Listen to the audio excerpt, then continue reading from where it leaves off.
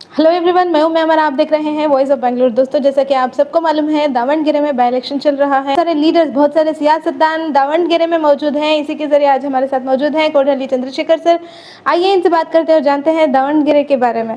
Sir, ಇವತ್ತು ಇಲ್ಲಿ by election ನಡೀತಾ ಇದೆ ಸರ್, ನಿಮಗೆ ಏನು ಅನಿಸ್ತಾ ಇದೆ ಸರ್? ಹೆಂಗೆ ನಡೀತಾ ಇದೆ? ಕಾಂಪಿಟೇಷನ್ಸ್ ತುಂಬ ಜಾಸ್ತಿ ಇದೆ. ಹೌದು, ಕಾಂಪಿಟೇಟರ್ಸು ಜಾಸ್ತಿ ಇದ್ದಾರೆ. ಹಾಗಾಗಿ ಚುನಾವಣೆ ಬಂದಿರತಕ್ಕಂಥದ್ದು ಒಂದು ಪಕ್ಷಕ್ಕೆ ಅಥವಾ ಕ್ಯಾಂಡಿಡೇಟ್ಗಳಿಗೆ ಇದು ಮುಖ್ಯ ಅಲ್ಲ. ಇದು ನಾಗರಿಕರು ಏನಿದ್ದಾರೆ, ಮತದಾರರು, ಅವ್ರಿಗೆ ಬಂದಿರತಕ್ಕಂಥ ಚುನಾವಣೆ.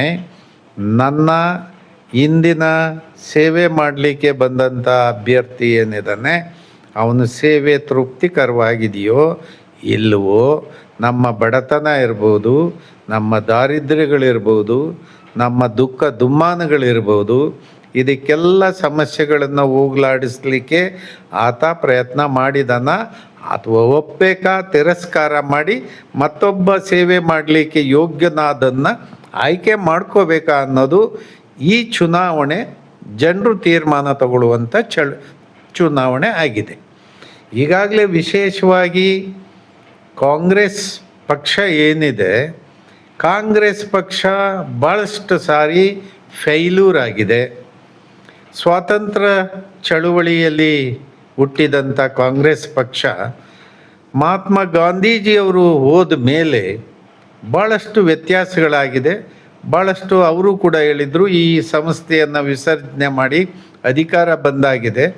ಅಧಿಕಾರದಾಹಿಗಳು ಜಾಸ್ತಿ ಇರೋ ಕಾರಣಕ್ಕೆ ಇದು ಗುಡ್ ಮೆಸೇಜ್ ಉಳಿಯೋದಿಲ್ಲ ಅಂತ ಹೇಳಿ ಮಹಾತ್ಮರು ಹೇಳಿದರು. ಎರಡನೇದಾಗಿ ಇಂದಿರಾ ಗಾಂಧಿಯವರು ಏನು ಪ್ರಧಾನಮಂತ್ರಿಯಾಗಿ ನಡೆಯುವಾಗ ಅವರು ಎಮರ್ಜೆನ್ಸಿ ಡಿಕ್ಲೇರ್ ಆದಮೇಲೆ ಜಯಪ್ರಕಾಶ್ ನಾರಾಯಣರು ಬೀದಿಗೆ ಬರ್ತಾರೆ. ಇದು ಸರ್ವಾಧಿಕಾರದ ವಿರುದ್ಧ ನಾವು ದೇಶದ ಜನ ಬೀದಿಗೆ ಇಳಿಬೇಕಂತ ಅವರು ಬೀದಿಗೆ ಇಳಿತಾರೆ. ಆ ಮೂಲಕ ಸರ್ಕಾರ ಬದಲಾಯಿಸುವ ಕೆಲಸ ಆಗುತ್ತೆ. ಕಾಂಗ್ರೆಸ್ಸಿನ ವೈಫಲ್ಯದ ಕಾರಣಕ್ಕೆ ಒಂದು ಪ್ರಜಾತಾಂತ್ರಿಕವಾದಂಥ ಪಕ್ಷ ಅಧಿಕಾರಕ್ಕೆ ಬರುತ್ತೆ, ಅದು ಒಡೆದೋಗುತ್ತೆ. ಅದು ಒಡೆದೋದ ಮೇಲೆ BJP ಆಗ್ತವೆ, JDS ಆಗ್ತವೆ, ಹೀಗೆ RJD ಆಗ್ತದೆ, SP ಆಗ್ತವೆ. ಈಗ ಅನೇಕ ಪಕ್ಷಗಳು ಪ್ರಾದೇಶಿಕವಾಗಿ ಉಳ್ಕೊಂಡ್ಬಿಡ್ತವೆ.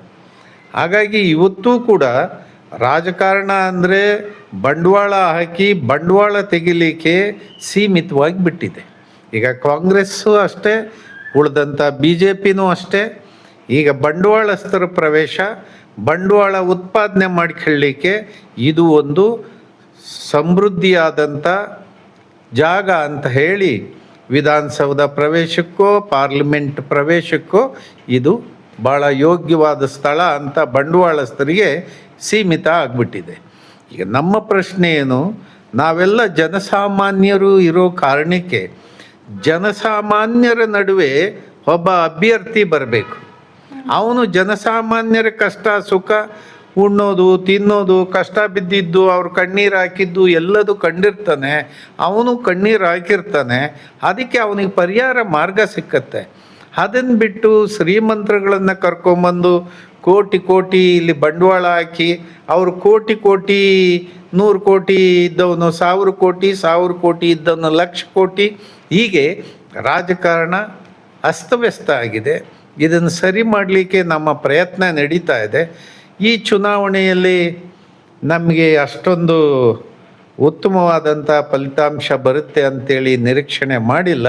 ನೋಡೋಣ, ನಾಳೆ ದಿನಗಳಲ್ಲಿ 28ರ ಚುನಾವಣೆ ಏನು ಬರ್ತದೆ, ಆ ಸಂದರ್ಭಕ್ಕೆ ಕರ್ನಾಟಕದಲ್ಲಿ ಬದಲಾವಣೆ ಗಾಳಿ ತರಲಿಕ್ಕೆ ನಾವು ಪ್ರಯತ್ನ ಮಾಡ್ತೀವಿ. ಸರ್, ಎಲ್ಲ ಕ್ಯಾಂಡಿಡೇಟ್ಸು ಒಬ್ಬರು ಡೆವಲಪ್ಮೆಂಟ್ ಬಗ್ಗೆ, ಎಜುಕೇಷನ್ ಬಗ್ಗೆ ಮತ್ತು ಹೆಲ್ತ್ ಬಗ್ಗೆ ಮಾತಾಡ್ತಾ ಇದ್ದಾರೆ. ಸರ್, ರೈತರ ಬಗ್ಗೆ ನಿಮ್ಮ ಅಭಿಪ್ರಾಯ ಏನಿದೆ ಸರ್? ಈಗಿರುವ ಸಿದ್ದರಾಮಯ್ಯನವ್ರ ಸರ್ಕಾರ ರೈತರಿಗೆ ಬಿಡಿಕಾಸಿನ ಲಾಭ ಆಗಿಲ್ಲ.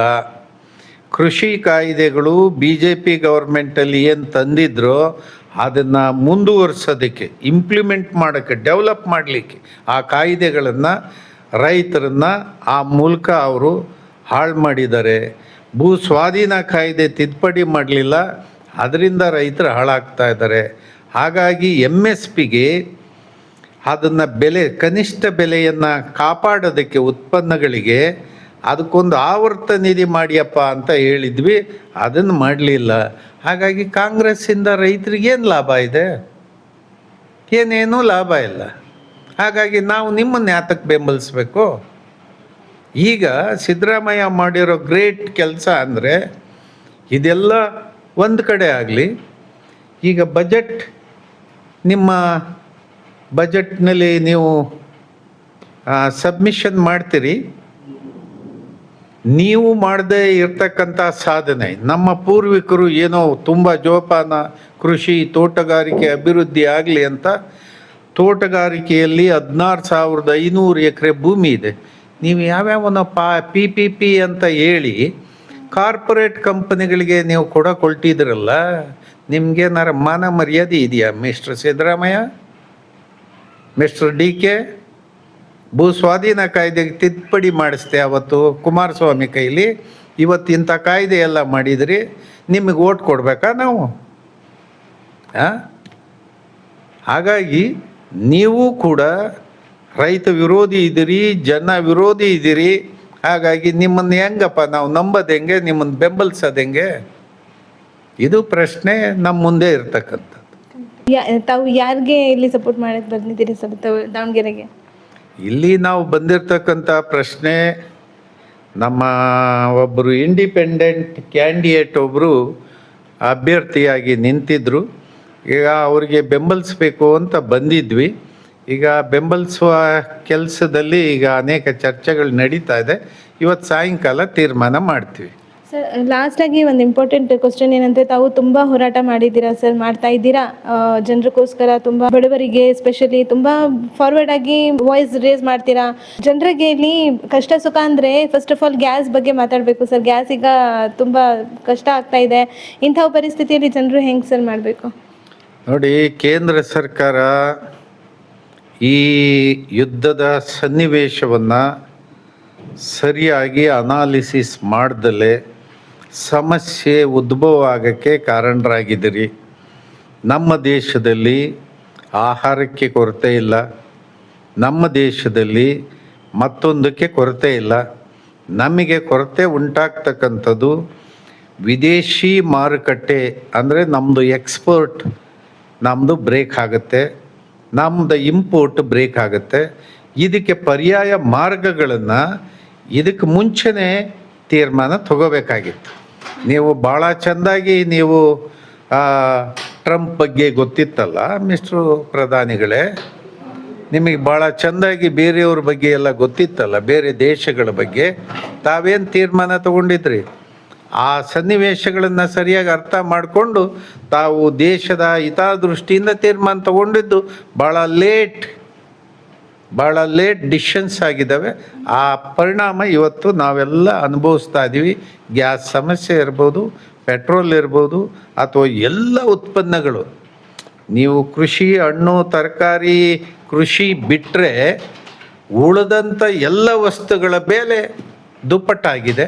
ಇದಕ್ಕೆಲ್ಲ ಕಾರಣ ಮಿಸ್ಟರ್ ನರೇಂದ್ರ मोदी ಅವ್ರನ್ನ ನಾವು ಬಟ್ ಮಾಡಿ ತೋರಿಸ್ಬೇಕಾಗಿತ್ತು. तो अभी हमने बात की चंद्रशेखर जी से, बहुत ही अच्छी बातें बताई हैं. दावणगेरे इलेक्शन में यहाँ पर देखा गया है ये भी एक सपोर्ट करने के लिए यहाँ पर जद्दोजहद कर रहे हैं. जैसे कि आपको पता है कॉम्पिटिशन्स यहाँ पर भी हो रहे हैं और इसी के ज़रिए चंद्रशेखर जी का बहुत ही बड़ा सपोर्ट रहा है. बहुत अच्छे सपोर्ट करने वाले हैं कि हमेशा से प्रोटेस्ट करते आ रहे हैं, हमेशा से आवाम की खिदमत में हमेशा आगे रहे हैं और इन्होंने भी एक इंसानियत की मिसाल कायम की है.